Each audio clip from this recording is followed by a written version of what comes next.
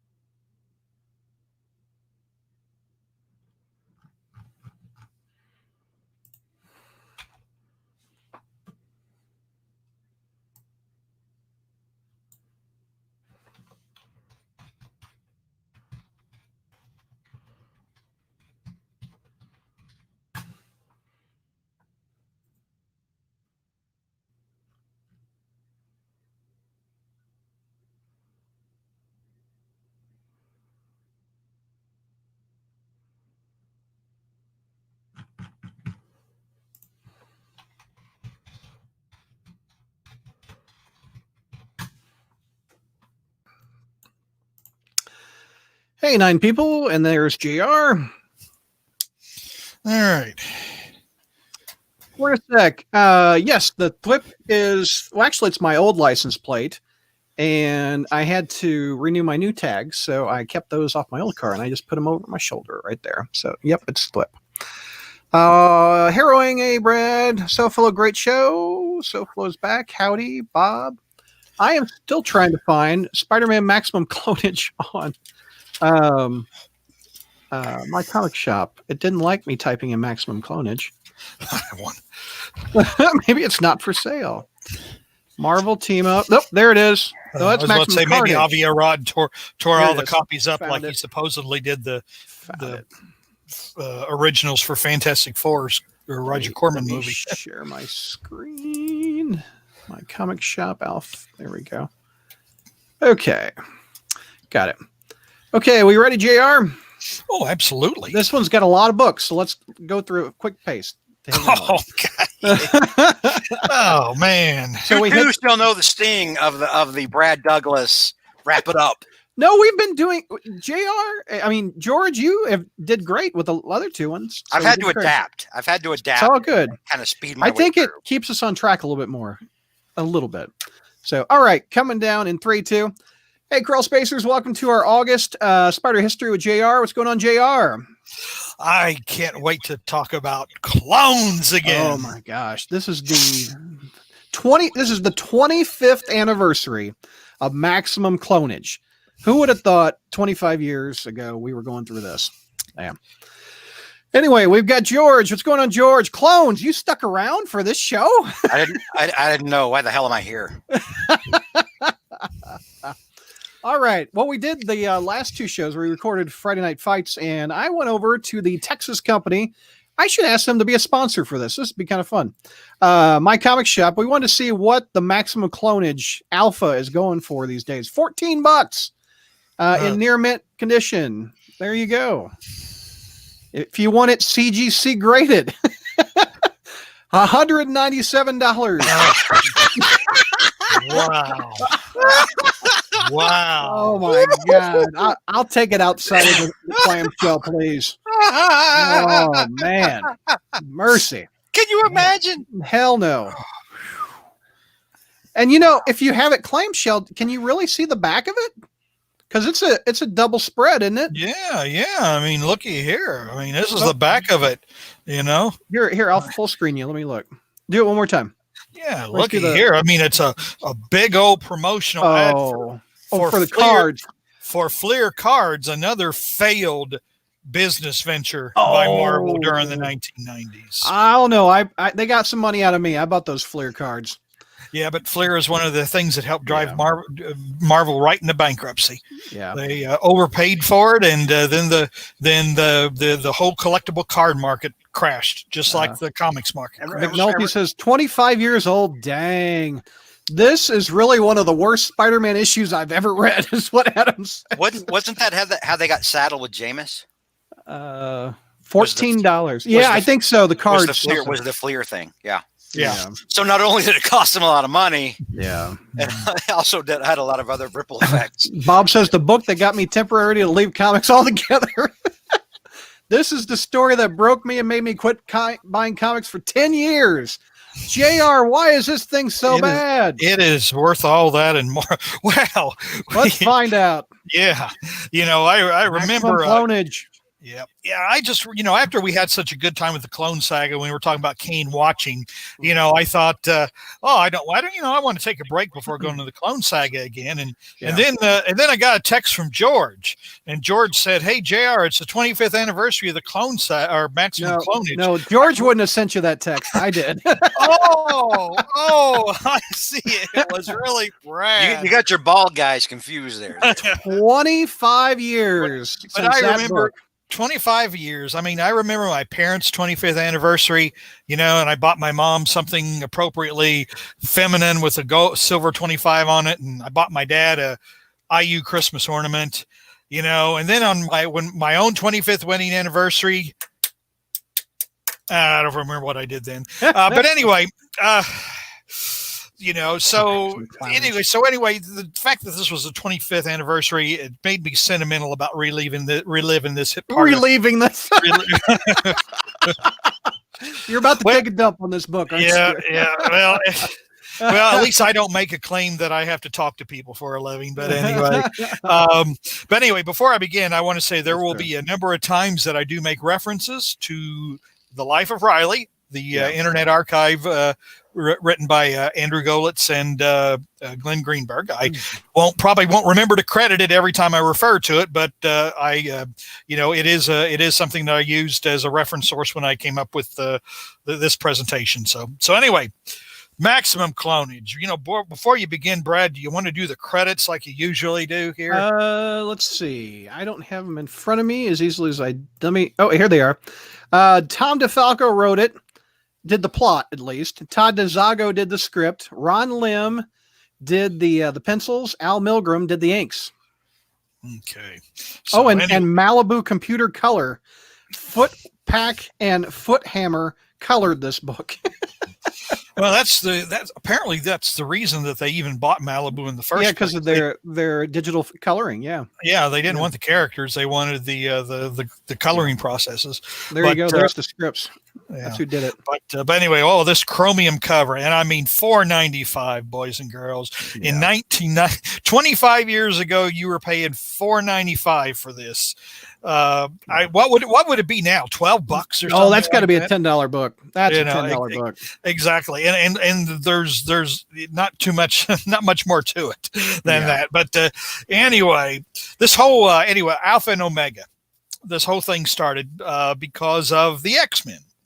And this certainly wouldn't be the last time that the Age of Apocalypse. The X-Men completely effed up Spider-Man during the Clone Saga because they had an Alpha and Omega for Age of Apocalypse, and of course the marketing people said, "Oh, well, it works so well for the X-Men, it's got to work well for us or for Spider-Man." So anyway, we began here in this quiet little town, Springville, Pennsylvania, where a mysterious figure is sitting on a park bench. She opens a canister, releases a bacteriological agent, and everybody dies. And then all of a sudden, what looks to me like a green-skinned Beavis. Okay, honestly, I remember thinking, "What the heck does this look like?" And then all of a sudden, it's from like Beavis and Butthead. Beavis. Huh? So it's kind of like, "Oh, come on, it's a joke. Cheer up! Our new improved carrion virus went airborne and took out this town in just under 3 minutes. Cool, huh?" Cornholio. He talks like Beavis too. Of course, the person, the mysterious figure who opened it was a clone, obviously, of Peter Parker. This is also Spider Side, boys and girls. So Hornacek says that was a Forrest Gump park bench homage. When did Forrest Gump come out? 94. So this is a year after Forrest Gump. It did? Okay. All So, right. and Jonathan said all the people dying also read the Clone Saga. Life is like a box of bioweapons. Oh my! Oh my gosh! Jackal does look like Beavis. The Beavis Jackal. There you go. The Beavis Jackal. In fact, during my notes, that's why I referred to him as Beavis or Beavis Jackal. Nice. But it turns out, that not everybody dies. And there is one survivor who will periodically show up throughout this 6-part story. And then this is here's the thing, the Jackal, and this is the thing that just absolutely drives me crazy about the Jackal during this whole thing, is the way he's written, and the way he talks. I mean, he talks incessantly, and his jokes are not funny. They're horrible. Yeah. There's he says, "Oh, I should have waited till tomorrow because tonight's bingo night." No, that's not funny. It's not remotely funny. And he talks like that constantly. Yeah. And it's like, who decided that he was going to talk like this? During the Tom whole DeFalco and Todd DeZago. Anyway, so the scene shifts now to Peter Parker, who's hanging out with some gargoyles moping, because you remember this happens right after Spectacular Spider-Man number 224. All right, where Peter and Ben do their sciencing and find out that Peter is the clone, and where Peter then decides to slap his wife and knock her across the room and leaving her bleeding on the floor, while of course she's 7 or 8 months pregnant or something like that. Another again, more character assassination, but there's going to be plenty of that to come. So anyway, we go into a morose retelling of the past as Peter is sitting there being emo and everything, and so in this, Brad, I was about to say, bring up the beginning of Peter's emo speeches, okay? Okay. Because I want to point out something. Okay, bring center on the one with the parents, okay? Because we have to go back to robot parents. Now, okay, the return of his parents, believed long dead, who had abandoned him as an infant, longing to make up for lost time. Okay, creative fallacy there. That is, his parents did not abandon him. And that was the whole basis. That was part of the basis for J.M.D. Mateus's Child Within story. One of the reasons I hated that story, other than Vermin, was the whole idea of Peter's parents left him. They died. They went to work and died, coming back. I mean, yes, they were secret agents and shit like that, but they never abandoned him. They went to work one time. They were going to come back. They were murdered on the way back. His parents never abandoned him. All right. So it's essentially trying to create false drama where there is none. You have no story, so you try to create one. All right. Anyway, so I absolutely hated this. So then, so then he goes into this. Oh, then I found out the parents were robot parents, minions of the chameleon. Well, another fallacy here, conveniently leaving out that who was the real mastermind behind this? Harry Osborn. Harry Osborn. Yeah. So again, someone is not doing their homework. All right. So we go, then they turned out to be robot parents, and then Aunt May had a stroke, and then Ben Reilly, my clone, comes back and becomes George Barrowman's favorite superhero, the Scarlet Spider, and then the Jackal comes back, but rather than coming back in any consistent way, in the way in which he was originally created by Jerry Conway, he comes across as a complete and total Joker ripoff, and then the Vulture makes me sick, and then Doc Ock helps cure me, but then I get MJ knocked up, and then this dude calling himself Kane starts watching all the time, watching, and then Aunt May dies, and then I get arrested for murder under utterly ludicrous pretenses because the Marvel Universe was ship-shifting Skrulls and clones and androids and stuff like that. Nobody would get arrested for a fingerprint match, particularly, and no one would go on trial for something in which there was not even motive or means or motive to kill this Mm-hmm. this detective out in Utah. Of course, but stupid stories have to be told, right? And then of course there's another clone which we called Freak Face, but then his changed his name to Spider Side, and then there's this and then we do some scientific test, and it turns out that I'm the clone, so I decide to slap my pregnant wife across the room and run out into the night, abandoning her because the writers are trying to make me look as bad as possible so the comic readers will think I'm an idiot and Ben is so cool. Okay, end Peter's exposition. Yeah. So anyway, so then we get around to the Scarlet Spider swinging around, and he's thinking deep thoughts too, And then Mary Jane is at home reading up on cloning and wondering if Peter's a clone, what's that going to do to my baby and everything, And of course Ben, okay, so you got to figure out that Ben's trying to find Peter, okay, and he's going to go to Mary, so he goes to their apartment. So rather than and he's got to figure that if anybody's there, they're going to be extremely wired, high, in a real bad state emotionally. So rather than just maybe, what does he do? Knock on the door, say, excuse me, hello. Does he call ahead or anything? Say, can I come over? No, he breaks in, he breaks in and he stands there and, he stands there posing like, oh, Mary Jane. It's like, oh boy, don't you, over the last 5 years, you could have had this, couldn't you? That's exactly what that looks like. Yeah. No, Mary Jane, it's not Peter. It's me. Studley me. And he even peed on the ground. Look at that. Yeah. So it's what was it here? Okay. Yeah. Yeah. He commits breaking and entering and standing there. Mary Jane's not going to have it either. Is she? Yeah. He should know he's clearly not welcome. All right. But he just stands there all bold and badass trying to give off that here's what you could have had vibes. All right. Anyway. So then we switch to a group of people who have absolutely no business being in this story whatsoever. The New Warriors. Okay.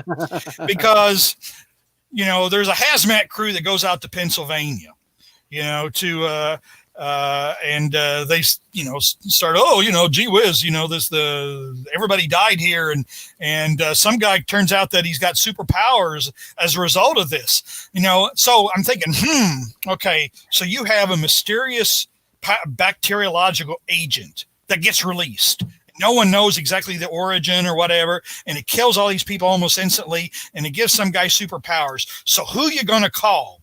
Reed Richards? Oh. No, you're not going to call. How about this speedball that looked like he got electrocuted? What the heck? You're not going to call Reed Richards or Hank Pym or anybody like that. You're going to call the friggin' New Warriors. That's who you're going to call. Oh, my God. Speedball's hair. Yeah, exactly. Yeah, Speedball deserve. Speedball, you deserve to go to jail and be somebody's bitch with that haircut. All right. And the chick with the things. Yeah, her name's Turbo, if I remember correctly. Yeah, I like I like Bagley and Niciasa's. But I mean, look at that. Like how. I mean, like you can say about superhero costume practicality, but this thing, there's no excuse. Well, look at that. You're gonna hit somebody in the head. Yeah, I mean it. Yes, that's Turbo. Yeah, I remember when. Yeah, that's what I was thinking because the wrist thing or whatever are just like the character in Rom. When he was zapping the dire wraiths. So, but so anyway, so no, we'll call the New Warriors. Rather than anybody who actually knows anything.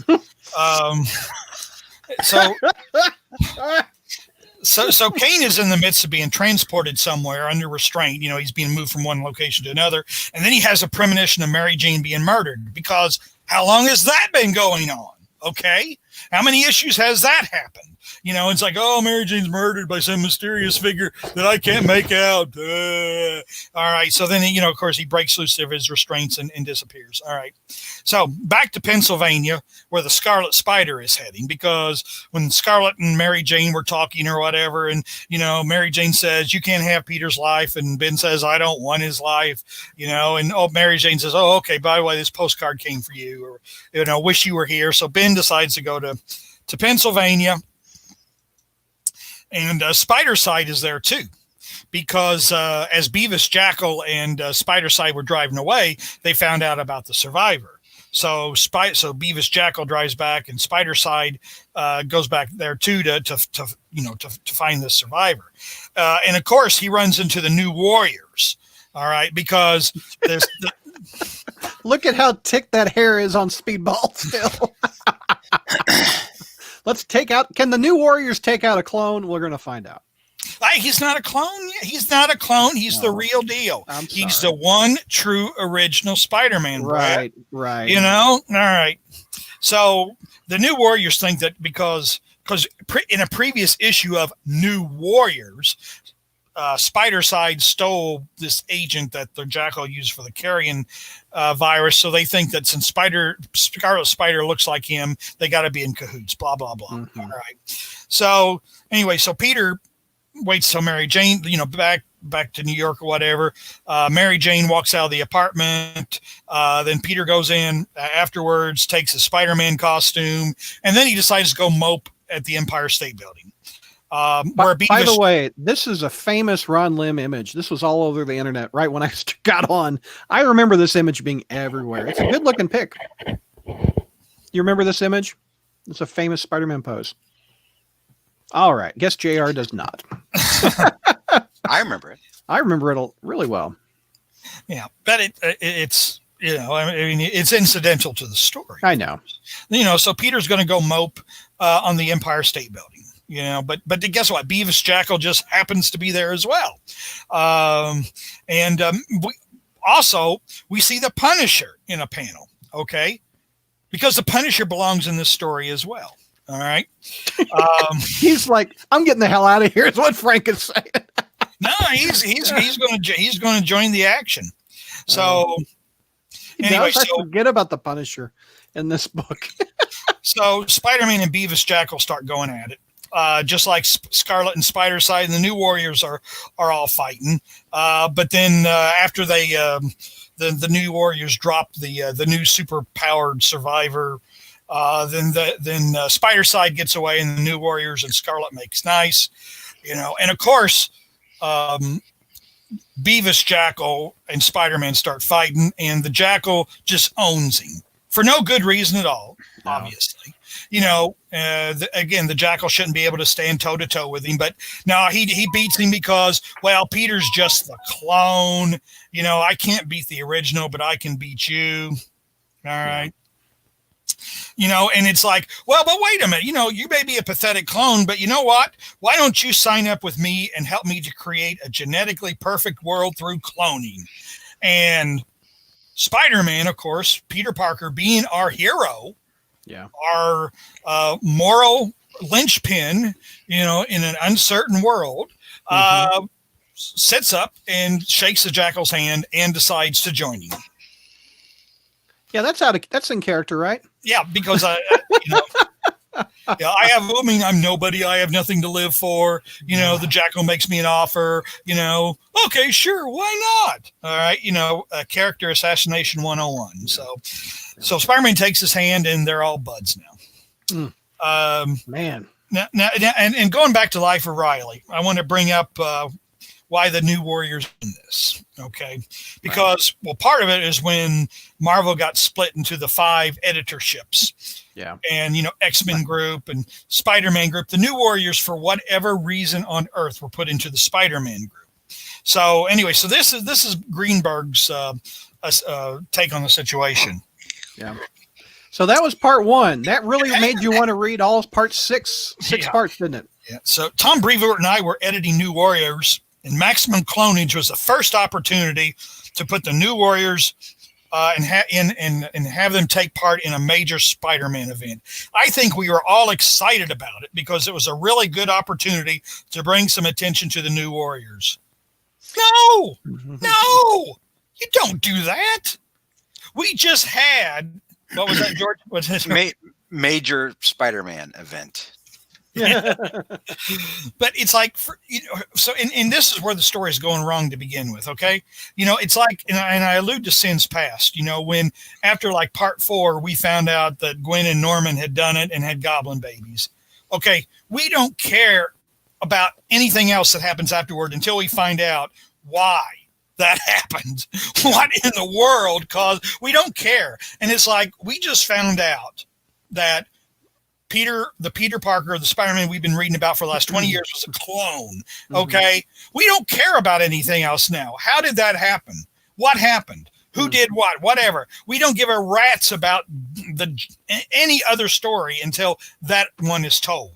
But we're not going to get that one. Yeah. And then, it's like Greenberg, who I find to be a little bit disingenuous, because in Life of Riley, he talks about, how creatively bankrupt it was for the marketing guys to come in and push the stories to, extend them and make them longer and put certain things in them. But he has absolutely no idea, but problem with making another creatively bankrupt decision and having the New Warriors interfere in the story, which should be an extremely personal and intimate Spider-Man story. So anyway, Jonathan says there's more issues of this. Oh, you got 5 more of this. 5 more issues of this.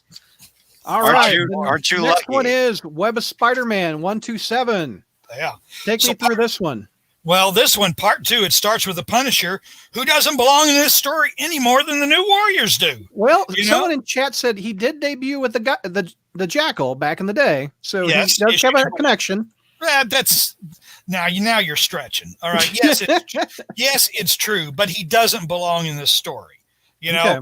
And not only that, but the Punisher is acting crazier than usual because of there's another Alpha and Omega story you have to read to figure out what's going on there. All right. I mean, it says, what does it say right here? Oh, yes. Recent events have forced him over the line. See the upcoming Double Edge Omega for the whole story. This one's written by Todd DeZago and Stephen Butler on pencils. Yeah. So anyway, the Punisher doesn't belong in this story anymore in the New Warriors. So anyway, Beavis, Jackal, and Spider-Man are on the top of the Empire State Building, while a SWAT team is also making its way toward the top of the Empire State Building.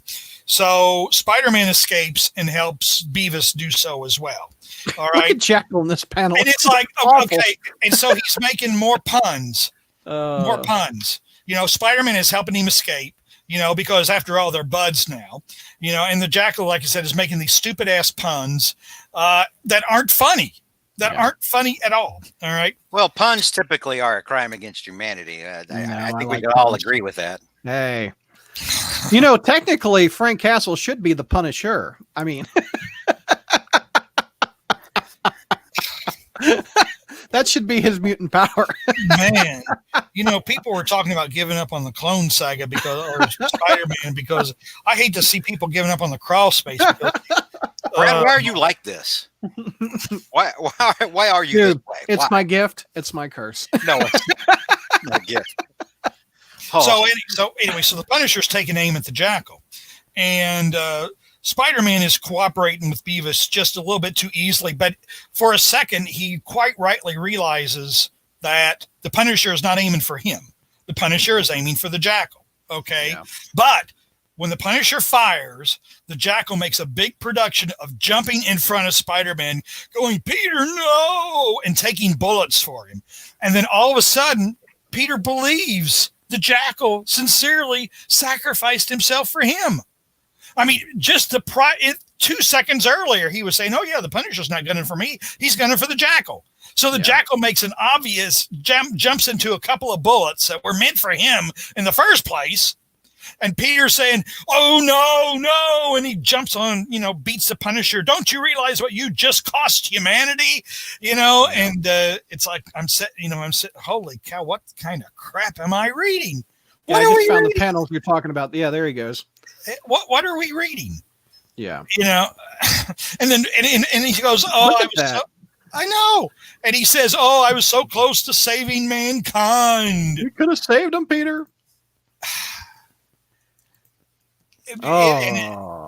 So after flattening the Punisher, Spider-Man rushes Beavis to the lab to save him.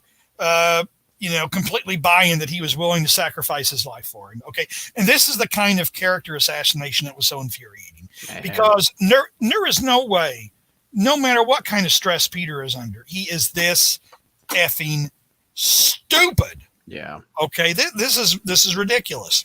So anyway, so they're going to the Jackal's original lab, which is where the clones are created, which we happen to find out, of course, is the original smokestack factory thing that we saw in Amazing Spider-Man number 151 many, many years ago, when Spider-Man dumped his clone's body down a smokestack.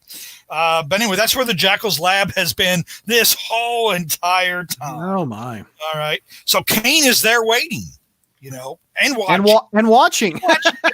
Kane doesn't watch a whole lot. Kane does a lot of moping himself during this story. No, he's watching. He's watching right now. He's one of the 31 people watching right now. Yeah, but it's like, we're just lacking that his name is Kane and Kane watches, we just don't even have that to amuse ourselves this time around. Yeah. So now we finally get into some sense of Kane's motivations during this whole thing, of course. Because now that we realize that Kane, being the failed first clone of Peter Parker, was rejected when he started degenerating by Professor Warren.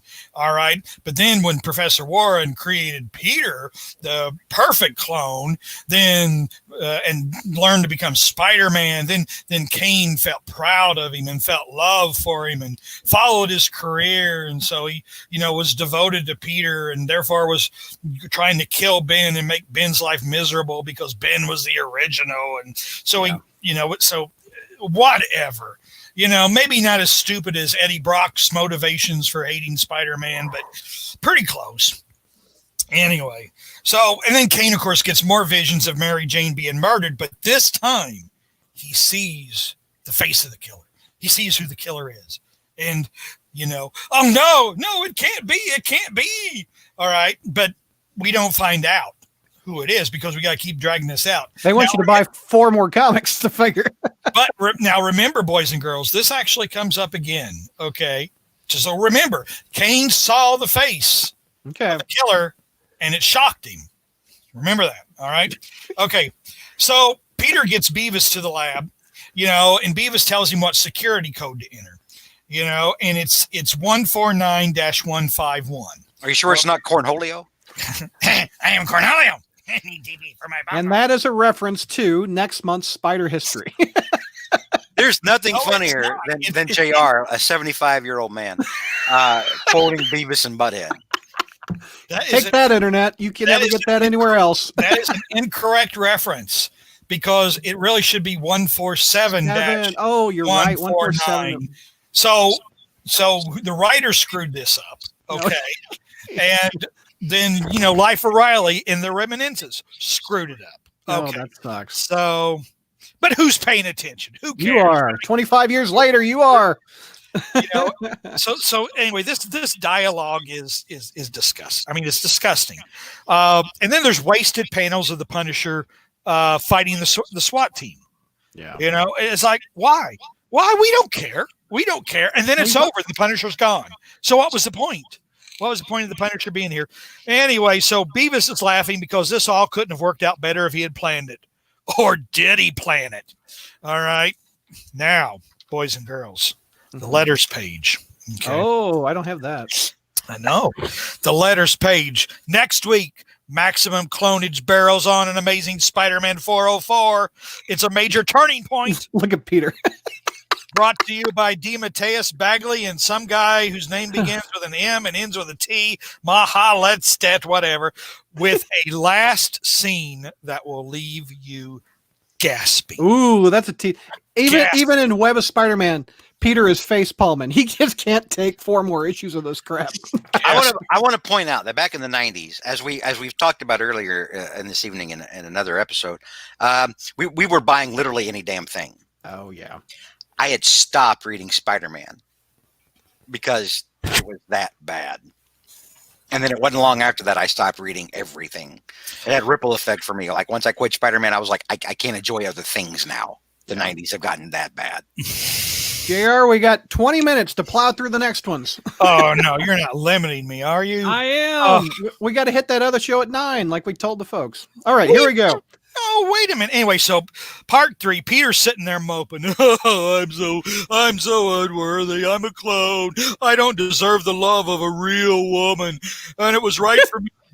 That's what he says. That's exactly what he says. I know it. By the way, DeMatteis and Mark Bagley and Todd DeZago. So I don't deserve the love of a real woman, but it was right for me to join the Jackal at his base because this is where I belong. Boo hoo hoo hoo. So then Ben shows up. Once again shows up to where he's not wanted, where he's not invited, and he just makes things worse. Because again, Peter is acting like a complete and total lunatic. Because we have to make Peter look like a lunatic. Because we have to make people dislike Peter and welcome Ben as Spider-Man with open arms. Yeah. All right. So Scarlet. Anyway, so Scarlet. Rushing Jr. Blasphemy. Scarlet this deserves to be a 2-hour episode. No, it doesn't. Hornacek. JR is like, screw the folks, says Adam. I want another 1.5 years of this arc, says Adam. So Kane shows up. All right. No, Scarlet shows up, and Peter once again proceeds to act like a lunatic, striking out at Ben. And then Spider-Side shows up to fight Ben. By the way, Ben. Peter does something really nice here. There you go. Clocks Ben's right in the face. Like, why am I in this 5-part story? Peter was lashing out against what was being done to him on a meta level. Yeah. So Spider-Side shows up, and he decides to start fighting Ben, and then Kane shows up. Okay, all right, and Kane is Kane is screaming at the Jackal, and the Jackal bargains with him. Well, since Peter's a perfect clone, and maybe Kane can help fix, or the Jackal can help fix Kane. Before Kane jumps into a fight, he watches the fight. Look at him up on the top right. By the way, Spider-Side can genetically reconstruct himself in any shape, form, or whatever he desires. He's like a Wonder Twin, and he also starts talking like Deadpool. Yeah. All right. He starts looking and acting like Deadpool is exactly what he does. All right. So anyway, so the Jackal says, well, I can fix you, Kane. And then Kane says, oh, okay, sure. Why not? And you're sitting there reading like, just friggin' kill this guy. Kill the Jackal. Everybody listens to what this guy has to say. Everybody believes every word coming out of his mouth. Someone should just kill him. That's what you're sitting there as a member of the audience. You're saying, just kill this guy. Kill him. So anyway, so now Kane, of course, believes the Jackal will fix him. All right. So Spider-Side seems to get the best of Ben, but Ben does a heroic thing and breaks him up. And Spider-Side says, well, I hope you're happy now. Now I'm just ahead. Okay. Go to the next page, Brad. Here. Oh yeah. Here, this is kind of fun. I had a dime for every time I'd ever said, are you happy now? I'm just ahead. Oh, I got warnings from Facebook. We got to start in 20 minutes. It's okay. Stop, Facebook. Okay, here we go. Here's the head. That's on you, Brad. Here's the head. Look at this. By the way, new from Marvel Legends. They just released the talking Deadpool head. Soon you will have a talking Spider-Side head. All right. So anyway, so he goes, oh, I hope you're happy now. I'm just ahead. I'm dead. No, I'm not. Funny as hell. Absolutely friggin' funny as hell. All right. So now, Beavis has the real Spider-Man and the 3 clones all standing around. And Ben decides to pummel Beavis, but then Spider-Man and Kane jump to the Jackal's defense. And they start telling Ben, you don't belong here. This is our world. Then Spider-Side staggers out because he's being summoned. And he's being summoned by Scryer. Okay. What the hell is Scryer doing there? Scryer, a being more mystery than man, an ageless, timeless entity whose purpose, if revealed, would be unfathomable to the human mind.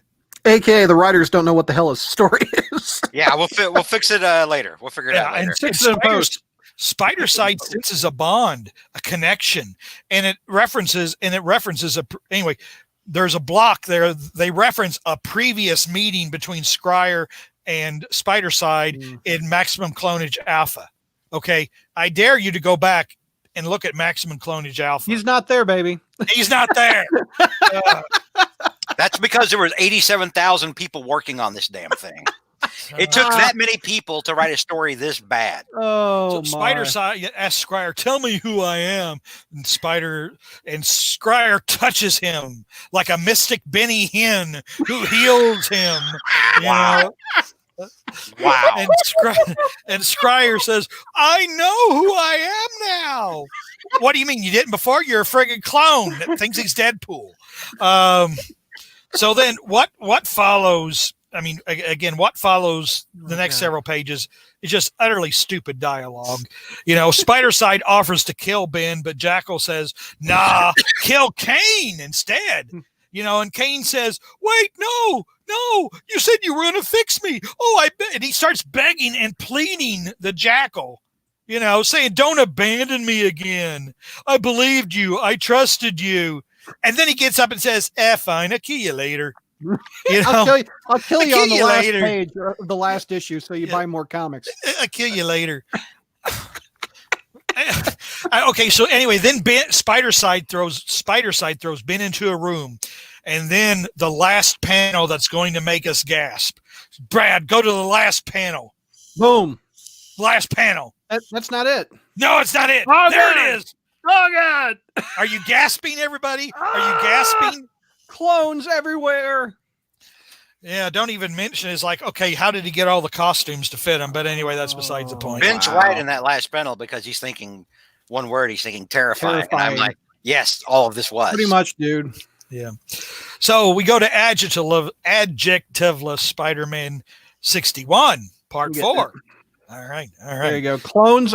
Nice looking Tom Lyle. Awful story. But that's a cool looking cover. Of course, because the cover is what's important. But and the words 1,000 clones on the front. Part 4 of 6.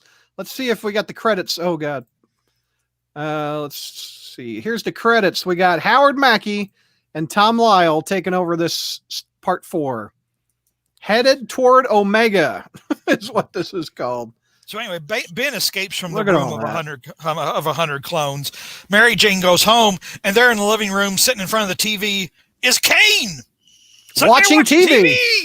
He You watches, know? man. And he's going, "Kane, why are you here?" You know, and Kane is going, "Why did he do it? He had you. He had a baby. Why didn't he fight to keep this life?" And Mary Jane goes, "I don't know."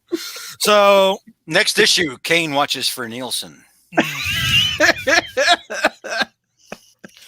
He's filling out his TV diary. So what he watched. Now, see here, I'm. You know, I've been threatened with, you know, that I have only so many minutes. You got 15 minutes left. 15 minutes left. And Brad keeps derailing me with irrelevancy. You know. So anyway, so we go back to the lab, and the Jackal is schmoozing with Peter and calling him son and saying, "You're part of the family," you know, and everything. And then he says, "But you know what would really make this complete? You need to find Gwen." That's right. She's alive. She's around. You know, and she's just like you, a clone that doesn't degenerate, you know, and we need to bring her back here, you know. So they did. The Jackal says, "Yeah, that's my boy." And then as Peter leaves, the Jackal goes, "What a sap." People. Yeah. Now, and here's the thing. Why did they make the Jackal so cartoony? Okay. For example, why didn't they write it to where there was at least a modicum of, you know, a little bit of character complexity, a little bit of shading, you know, a little bit of, you know, that maybe the Jackal does, because Professor Warren did like Peter Parker in the old days. He was very fond of Peter in the old days. He grew jealous of Peter, of course, because Peter had Gwen and Professor Warren wanted Gwen, blah, blah, blah, blah, blah.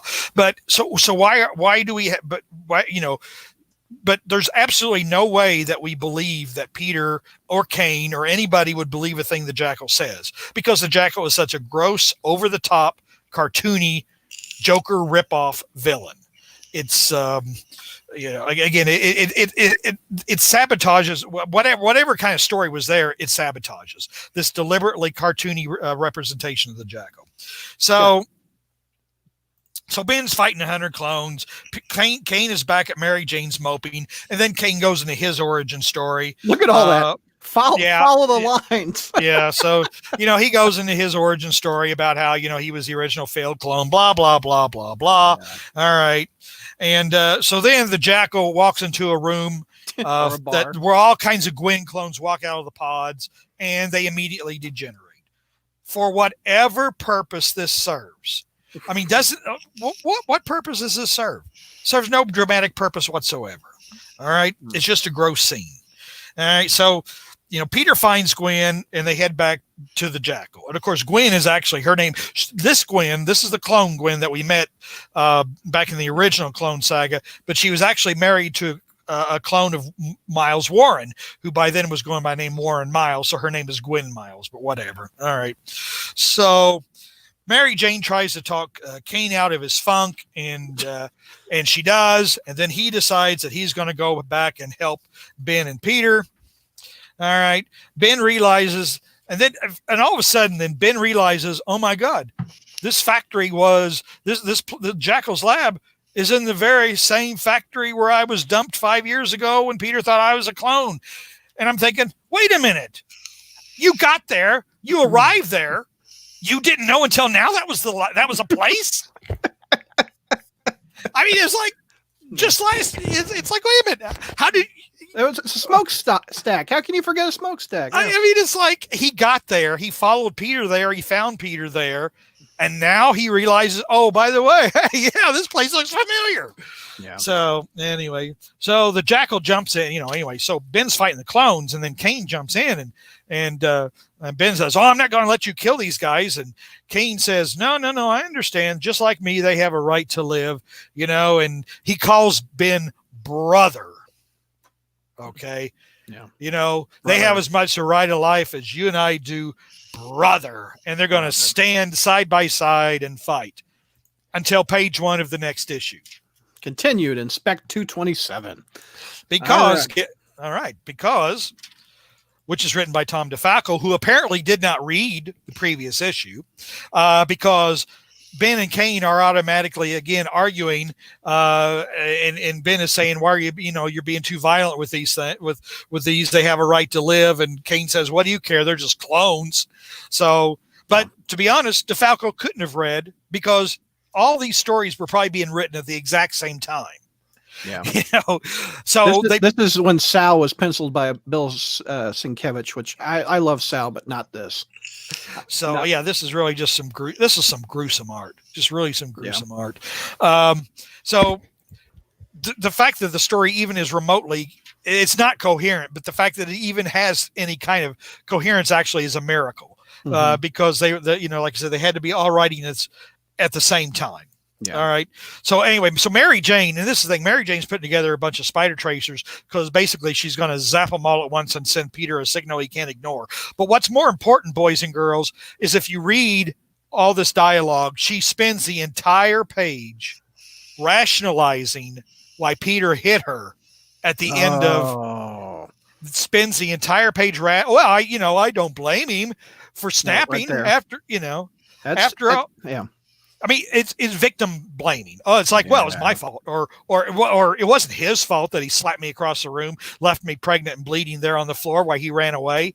It wasn't his fault. So Marvel must have gotten the message about how bad that looked. And again, it's like, and nobody, you go back to Life of Riley and Greenberg says, well, yeah, Peter was emotional and Seward Trainer told her to stay away. It's like, oh, come on. Nobody saw how bad that looked. Are you in such a bubble that you don't see how bad that looked for him to slap his wife? Anyway, so Mary Jane sends a big signal, and, Peter, gets it while he and Gwen are, swinging back to the Jackal. And so, Gwen says, oh, you're married? Oh, no, I didn't know that. And he says, yeah, but I don't know if she'll put up with me after, want to see me after the way I've treated. And then Gwen says, you don't have much choice, Buster. If your woman needs you, you go. And then Spider-Man says, well, Gwen is right, of course. We spent the last 3 friggin' issues running from Mary Jane. Okay. And then Gwen says, well, you got to go. Oh, yeah, you're right. Yeah, yeah, of course. Because, this blonde clone hanging on my shoulder tells me I should go see the wife I've been avoiding all these 3 issues. So I'll go do it. Yeah. So anyway, we wasting more time here with the Jackal and Spider-Side and this mysterious Helix. They're calling him Helix now. He was a survivor of the biological, the carrion virus there in Pennsylvania. So, they're wondering why he didn't die. And so let's see, back to Ben and Kane. Yeah, the clones are starting to melt, but Ben thinks they're still human. Okay, he still tries to reason with them, even though they start melting. All right. So Gwen and Peter catch up with Mary Jane, and the girls have a girl moment. They have a bonding moment, and they said, "Oh, we're best buds, and we're best friends, and I'm glad you and Peter got together." And about the kiss there. Yeah, I know. It's about they're almost about. No, this triggers me in the age of COVID.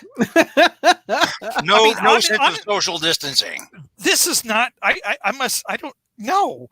It does. It looks like they're about to kiss. Oh, no doubt. It's like Peter should be saying, "Do you guys need a room?" Wow. Honestly.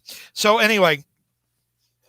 Ben and Kane are still fighting the clones, which are melting and everything, and then guess what now? Okay, wait a minute, hang on here. Have I skipped the? Have I skipped? No, I'm not quite here yet. Okay, okay, yeah. And the new Warriors show up again for no good reason. Just to sell their books. Because the guy who this Helix guy, finding him is now the top priority of the new Warriors because we have to justify them being in the story somehow. So anyway, Beavis catches Spider-Side hacking into his files on the carrion virus. All right. Because, and Spider-Side is uploading them to Scryer for reasons we don't know. And the Jackal says, "Well, I'm going to snap my fingers just like Thanos did in Avengers Endgame, and you're going to start clone degenerating." And Scryer and Spider-Side says, "Aha, you can't do that anymore because Scryer took away my degeneration factor because he healed me just like Benny Hinn heals, So anyway, so the Jackal can't. So Spider-Side then decides he's going to kill the Jackal, but then who jumps in to save the Jackal from Spider-Side's murderous rage, save the Jackal? Yeah, it's Kane. Okay, and then so Kane spends an entire page rationalizing why he's defending the Jackal. Probably because maybe DeFalco realizes that it makes absolutely no sense for Kane to be doing this. So he tries to create some kind of rationalization why Kane is acting out of character, why everybody is acting out of character in this story. Yeah. So anyway, so Kane gets another vision of Mary Jane getting killed. Okay. And he sees the killer, but he can't believe it. Mm-hmm. He's like, wait a minute. You just saw this 2 issues ago. Yeah. We got Kane is so distracted, he let Spider-Side kill him. Yeah, there you go, right there. Right there. So Kane is dead. Kane is dead, and the Jackal goes to Kane and says, Why did you save me, boy? Why did you stick up for me? And, because you gave me life. And then, of course, the Jackal goes, oh, how pathetic that is. So, again, again, everybody's acting out of character. We got one more. Helix escapes, and the clone goo attacks Ben Reilly. But we have one more part. One more. Okay. How many minutes do I have, Brad? We have 4 minutes. 4 minutes. All right. Facebook will cancel the feed if we don't start in 10 minutes. So I'll give you a couple minutes on either side. There you go. Maximum Cloneage Omega double page spread. There you go. Big old chromium cover. Yeah. $4.95. Here, I'll full screen you. Take a look at it. Let it shine up against the light. There you go.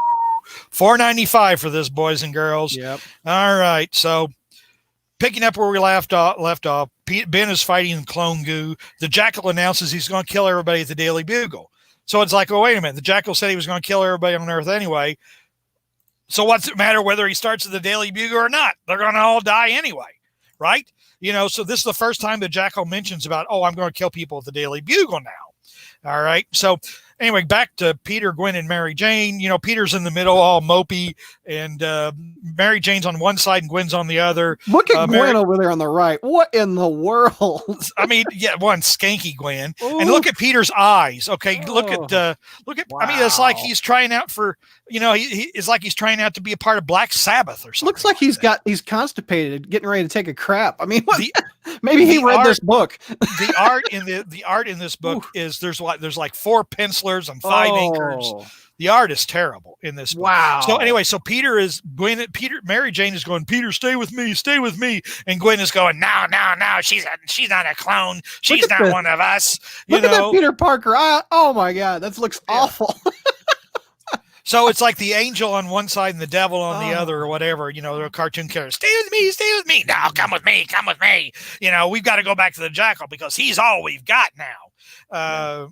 So the Jackal sets up shop on the Daily Bugle with all the little Jack clones or whatever purpose they serve.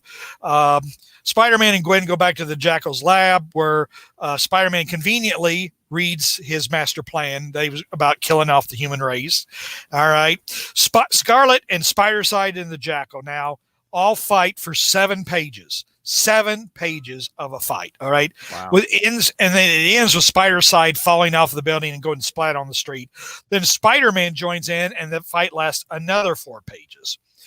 And then they web up the Jackal, and the Jackal says, "Hey, wait a minute! Don't you want to know why I made the High Evolutionary believe that Gwen and Peter were just genetic constructs and not clones? Because you remember, boys and girls, in Marvel, in Spectacular Annual number 8, Jerry Conway retconned his own clone story by saying that Warren didn't really clone Gwen and Peter, but Warren kidnapped a woman by the name of Joyce Delaney, injected Gwen's DNA into her or whatever, and she thought she was Gwen. Of course, that story was actually just an overlong pilot for something called Young Gods or New Gods or something like that. Yeah. So that was a crap piece of story anyway. Mm-hmm. So Spider-Man and Ben try to defuse the bomb, removing the virus. Gwen shows up with a big gun. She's going to kill the Jackal, but everybody says, no, you're too good for that, Gwen. You're too good for that. You're not going to do that. Look at this panel. Gwenny's got a gun. What in the world? So anyway, the Jackal, the Jackal goes splat on the ground. Because as Gwen's going to shoot him, then all hell breaks loose. Gwen gets pushed off the building. The Jackal jumps and tries to save her. He goes splat. But then he yells, when the dream ends, the nightmare begins. Like, oh God, this isn't over yet. Really? All right. The bomb reactivates without the virus. Scarlet runs off with it, throws it high in the air where it explodes harmlessly. Because after all, he is the true original Spider-Man. All right. And he uses what rage is left in him for those 5 lost years to make the greatest toss of his life. Yeah. The greatest toss of his life. All right. Mm-hmm. Anyway, as the spiders are squaring everything with the cops, Gwen just slinks away. That's it. Her story doesn't resolve. She just slinks away. All right. And next day, Peter and Mary Jane are professing their love for each other. And you got to go to that page, Brad. Okay, where Peter and Mary Jane. Which one you want? Let's see. Okay, yeah. Bring in real close here. Okay. Now Mary Jane spends another 2 or 3 panels, justifying why he hit her. Okay, but and I don't know if you can tell, but the fonts in that conversation are different than the rest of the book. It's like someone went in and hand wrote new. I mean, look at it. Look, yeah. Right there. It looks like somebody literally went in and hand wrote new dialogue on this. Yeah. But again, it's Mary Jane again taking Peter, justifying and rationalizing why Peter hit her. I mean, it's offensive. It's absolutely offensive. So anyway, so last, Ben said, Ben is sitting there all by himself feeling, I should be Spider-Man. I should be Peter Parker. Me. And then Peter comes in and says, you know what, Ben, I'm going to give you the Spider-Man name and costume because it's really yours after all. And then Ben, who just the page before says, it's mine, says, oh, I don't know about that. There should be a Spider-Man, but I don't know which one it should be. When just the page before, he says, it's me. It should be me. All right. Yeah. So, and then it says to be continued. Let's go to be continued. Here, I got you. Yeah. Okay. All right. Who will be Spider-Man? Whoops.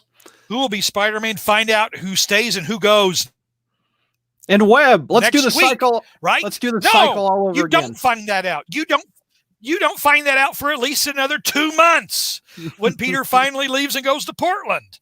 All right. Yeah. And, it's like I remember going back to Life of Riley, Glenn Greenberg says this issue was an utter disaster, and he blames Tom Lyle for being an inexperienced writer. Okay. And that Bob Budiansky just couldn't bring himself to take Tom Lyle off the story, but come on, you read the first 5 parts. Nobody could have saved it. All right. I mean, here you were going into Maximum Cloneage thinking, okay, we found out Peter was the clone, right? Now this story is going to explain how it happened. This story is going to explain all the background. This story is going to lead us to that. No, nothing. It's a utterly worthless story. I mean, it's not even funny like Kane watching. Yeah. There's nothing. And like I said, we have more than one occasion of where the writers have Mary Jane rationalizing why Peter hit her. I remember when you review books, you always say, I always save an F for something that's offensive. I think this is an F category book for you, right? That's offensive. It would be. I mean, it's absolutely, it's creatively bankrupt. Yeah. Again, this putting aside what we thought about, Peter being the clone. Okay. But I mean, here is a traumatic event that happened. Possibly the most traumatic event in Spider-Man's life, next to Ben dying and Gwen dying, finding out that the last 5 years, he isn't the person he thought he was. That's a traumatic event. And this story, after finding that out, this story should have dealt with the impact of that. Yeah. But no, it doesn't. It's just some utterly useless, who cares about the jackals? So that was 25 years later. The story has not improved. Maximum Cloneage still gets an F out of JR. Probably me too. I haven't read it in 25 years. George, you never read it. You were. and now he knows and why. This does not encourage you to read it, right, George? No. Going back to what you said about an F because it's personally offensive. Yeah. I kind of put the whole, more broadly, I put all the clone crap into the F category for me on the level that it's like, the same reason I gave an F to the Ryan Reynolds Green Lantern movie, which was so badly written, it was to the point of being personally insulting. Yeah, and that's how I look at all the clone crap. All right, Facebook, YouTube, Twitter, Twitch. We're going to go back to 1975 and celebrate the 45th anniversary of the original Clone Saga next. So we're going to be back in just a minute.